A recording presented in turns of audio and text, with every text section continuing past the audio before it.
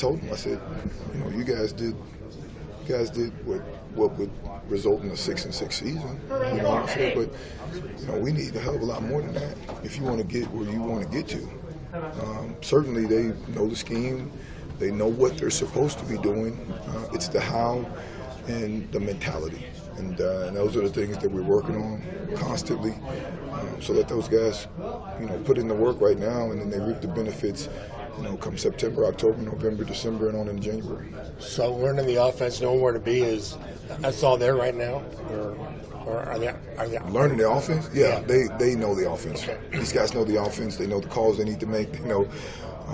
Our defense gives us many different looks, so certainly there's always a wrinkle or two here or there, wherever. But generally speaking, we don't have many mental busts, many mental errors. Our guys, I think our guys graded out 89. The lowest grade was 89% from an assignment standpoint. So our guys know what they're doing. Now it's working on the how and the physicality behind the how. How do you work on physicality with your guys? I mean, is it? You show them on the film. Hey, was that physical? Was that not? And then, man to man, they say, hey, yeah, that was not physical, or yeah, that was pretty damn physical, coach. So when you show them a play where they're not being physical, and then they actually show you different, it's in them. Now it's about being consistent, and that's our big deal.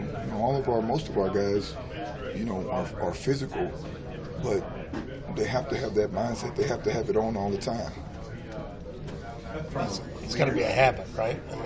Yeah, it has to be. It has to build in their mindset. It just has to. Every time you put your hand in the dirt, is an opportunity for you to go and kick somebody's ass. That's just what it is. All right, and they have to get that mindset. It can't be sometimes, or when I feel good, or it has to be in your DNA, and that's what we talk about too. So right now, are you trying to find out who's got that, who doesn't, kind of thing? Or? No, I'm trying to build it throughout the group. Okay. You can do that. Okay. That's just. Certainly some guys have it more than other ones. Right. And those are the guys that, I'm asking, hey, you need to get in this guy's ear, and you need to, bring your teammate along, but iron sharpens iron, man. We have to, I don't want to leave one guy behind. I want all of those guys playing as physical as they can on the field. Depth-wise, how do you feel about your depth building throughout fall camp? It's okay. Certainly with linemen, there's always that depth issue, so to speak. But I think our guys, our first-string guys are solid. Our second-string guys are becoming even more solid. I'm having even more confidence in those guys. With the amount of reps that we get, it's an opportunity to really get those guys in and get those guys coached up with all the many different, facets of the game to be even more comfortable with them as well. So, how important is it to have those Swiss Army knife linemen that can play multiple positions, and who would be those guys right now for you that can do that?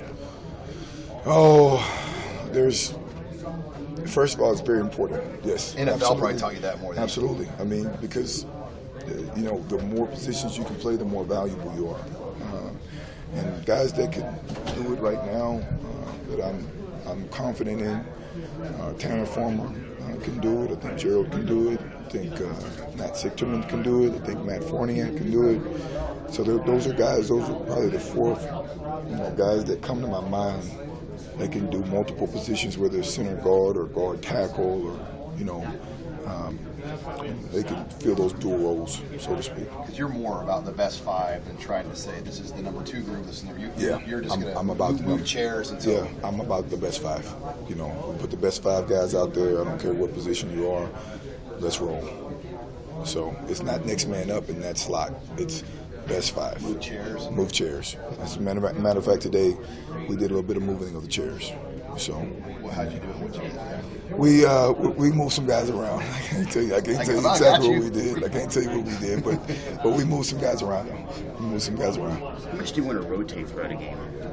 As far as bringing. I don't know. I don't know. It really depends on the shape of the guys. But certainly, I want to get guys rotated I want those guys, especially those guys that are not starting guys, to get those reps that they need, especially early on. But I think that in this offense, it's very important for you to rotate guys because you can wear guys down with the tempo. You're wearing the defense down, but you're also wearing your own guys down. So that's why it's important to have that quality depth, so you can pull a guy in. And then if the rotation's always, it's never, one-sided. I can't put a new right guard and tackle in there. Hey, plug and go, plug the next right guard in there, or plug the next right tackle in there with the first-string right guard, and that's how that's our plan, right, in terms of rotations. So